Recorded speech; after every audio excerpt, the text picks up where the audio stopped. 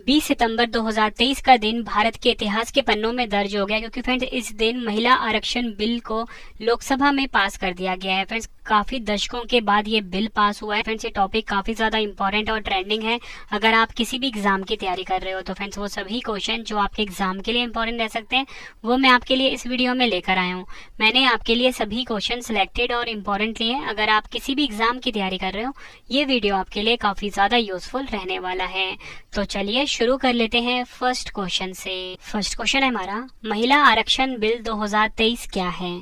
सही आंसर होगा option B, Lok Sabha और विधानसभाओं में महिलाओं के लिए 1/3 आरक्षण प्रदान करने से संबंधित। मतलब फ्रेंड्स आपको ये पता होना चाहिए कि जो महिला आरक्षण बिल 2023 है ये लोकसभा और विधानसभा में महिलाओं के लिए 33% आरक्षण प्रदान करने से संबंधित है।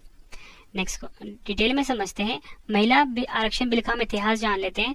HD देवगौड़ा सरकार ने 12 सितंबर 1996 को इस बिल को संसद में पेश किया था, लेकिन पारित नहीं हो सका था। तब यह बिल 81वें संविधान संशोधन विधेयक के रूप में पेश हुआ था। तो फ्रेंड्स आप यहाँ पे देख सकते हो कि ये जो महिला आरक्षण बिल है कितना पुराना है, जो कि अब जाकर यानी कि 20 सितंबर 2023 को पास हुआ है लोकसभा में। बिल में संसद और राज्यों की विधानसभाओं में महिलाओं के लिए 33% आरक्षण का प्रस्ताव था। इस 33% आरक्षण के अंदर अनुसूचित जाति यानी कि SC, अनुसूचित जाति यानी कि जनजाति यानी कि ST के लिए उप आरक्षण का प्रावधान था, लेकिन अन्य पिछड़ा वर्ग के लिए आरक्षण का प्रावधान नहीं था। नेक्स्ट क्वेश्चन, लोकसभा में महिला आरक्षण बिल किस नाम से पेश किया गया? सही आंसर होगा इस क्वेश्चन का ऑप्शन बी, नारी शक्ति वंदन अधिनियम 2023। ये आपने ध्यान रखना है। लोकसभा में महिला आरक्षण बिल जो है किस नाम से पेश हुआ? नारी शक्ति वंदन अधिनियम 2023। अगला क्वेश्चन, लोकसभा में महिला आरक्षण बिल नारी शक्ति वंदन अधिनियम 2023 किसने पेश किया? सही आंसर होगा ऑप्शन ए, अर्जुन राम मेघवाल, जो कि हमारे देश के प्रेजेंट में केंद्रीय कानून मंत्री हैं। इन्होंने लोकसभा में महिला आरक्षण बिल जिसका नाम दिया गया नारी शक्ति वंदन अधिनियम 2023। नए संसद भवन में लोकसभा की कार्रवाई के दौरान विधि एवं न्याय मंत्री अर्जुन राम मेघवाल ने लोकसभा में 128वां संशोधन विधेयक 2023 नारी शक्ति वंदन अधिनियम पेश किया। 2023 में लोकसभा में बिल कब पेश किया गया?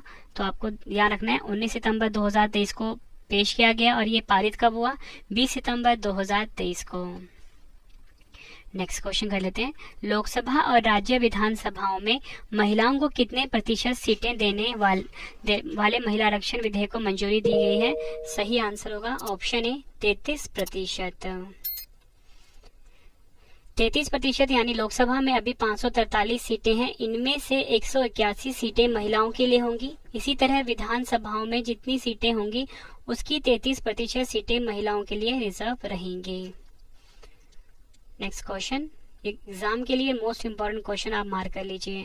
नए संसद भवन में पेश होने वाला पहला बिल कौन सा है? सही आंसर होगा ऑप्शन बी, नारी शक्ति वंदन अधिनियम 2023। नए संसद भवन में पेश होने वाला जो पहला बिल है फ्रेंड्स वो है नारी शक्ति वंदन अधिनियम 2023। डिटेल में समझते हैं। सबसे पहले हम जानते हैं नए संसद भवन के बारे में। इसका उद्घाटन हुआ था 28 मई 2023 को प्रधानमंत्री नरेंद्र मोदी जी के द्वारा। और आपको बताना चाहता हूँ जो नया संसद भवन है इसका डिजाइन SCP डिजाइन ने किया है। निर्माण किया है टाटा प्रोजेक्ट्स लिमिटेड ने और मुख्य वास्तुकार हैं बिमल पटेल। इस क्वेश्चन है हमारा, महिला सीटों के आरक्षण को लेकर केंद्रीय मंत्री अर्जुन राम मेघवाल ने लोकसभा में कितने संशोधन बिल का प्रस्ताव रखा है? सही आंसर होगा ऑप्शन ए, 4। डिटेल में हम समझते हैं। पहला संशोधन बिल जो है उसके बारे में जान लेते हैं। पहले क्लॉज आर्टिकल 239 में 239A जोड़ा जा रहा है, जिसके तहत नेशनल कैपिटल दिल्ली की असेंबली में महिलाओं के लिए 33% रिजर्वेशन सुनिश्चित करेगा। दूसरा संशोधन बिल देख लेते हैं। इसके क्लॉज 3 के अंतर्गत आर्टिकल 330 में 33A सेक्शन जोड़ा गया है, जिसके तहत महिलाओं के लिए लोकसभा में 33% आरक्षण होगा। तीसरा संशोधन बिल हम देख लेते हैं। तीसरे संशोधन बिल के क्लॉज 4 के मुताबिक संविधान के आर्टिकल 33(2) के बाद एक नया आर्टिकल 33A जोड़ा जा रहा है, जिसके तहत महिलाओं के लिए राज्य विधानसभाओं में 33% सीटों का प्रावधान महिलाओं के लिए होगा।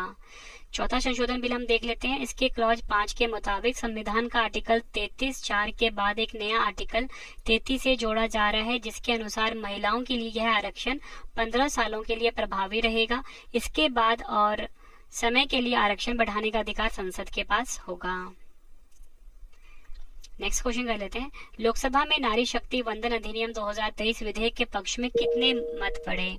सही आंसर इस क्वेश्चन का ऑप्शन डी 454। इस विधेयक के पक्ष में 454 वोट पड़े, जबकि इसके विरोध में 2 मत पड़े। बिल के खिलाफ AIMIM के प्रमुख असुद्दीन ओवैसी और उनकी ही पार्टी के सांसद इम्तियाज जलील ने वोट किया। नेक्स्ट क्वेश्चन, नारी शक्ति वंदन अधिनियम 2023 बिल भारत में कब से लागू होगा? सही आंसर होगा ऑप्शन डी जनगणना और लोकसभा सीटों के परिसीमन के बाद। देखो फ्रेंड्स, ये जो जनगणना होनी थी 2021 में होनी थी, लेकिन कोरोना वायरस के कारण 2021 में नहीं हुआ। अब जो ये होगा ना जनगणना, ये अभी जो लोकसभा चुनाव होने हैं 2024 में, इसके बाद ही होगा। ठीक है, तो डिटेल में हम इसको समझते हैं। इस बिल के लागू होने में लंबा समय लग सकता है। जब जनगणना और लोकसभा सीटों का परिसीमन होगा तब यह कानून लागू होगा, यानी 2024 के लोकसभा चुनाव में महिलाओं के लिए यह आरक्षण नहीं होगा। नेक्स्ट क्वेश्चन, नारी शक्ति वंदन अधिनियम 2023 के कानून बनने के बाद यह कितने राज्यों और केंद्र शासित प्रदेशों में लागू होगा? सही आंसर है ऑप्शन ए 28 राज्यों और 8 केंद्र शासित प्रदेशों में। याद रखना है आपने, नारी शक्ति वंदन अधिनियम 2023 के कानून बनने के बाद यह सभी 28 राज्यों और 8 केंद्र शासित प्रदेशों में लागू होगा। दोनों सदनों में स्पेशल मेजॉरिटी पास होने के बाद यह बिल कानून बनता है, तो सभी राज्यों में लागू होगा। नेक्स्ट क्वेश्चन, संविधान के किस अनुच्छेद के अनुसार अगर केंद्र सरकार के कानून से राज्यों के अधिकार पर कोई प्रभाव पड़ता है तो ऐसे मामलों में कानून बनने के लिए कम से कम 50% विधानसभाओं को मंजूरी लेनी होगी?